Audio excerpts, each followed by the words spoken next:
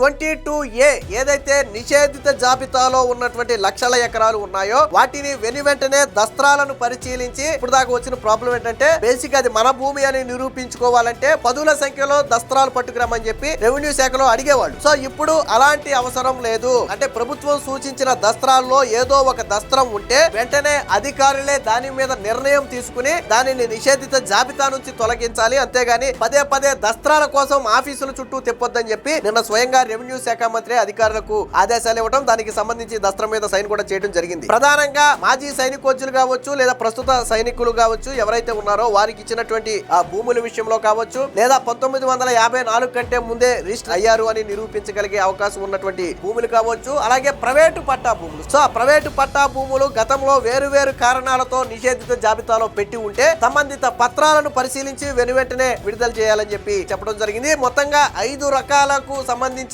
22A జాబితాలో పెట్టినటువంటి భూములను అయితే విడుదల చేయాలి. త్వరలోనే మరొక 4 రకాలు అదనంగా దీనికైతే యాడ్ చేయబోతున్నారు. దీనికి సంబంధించి నిన్న స్పష్టమైన ఆదేశాలు ఇచ్చారు.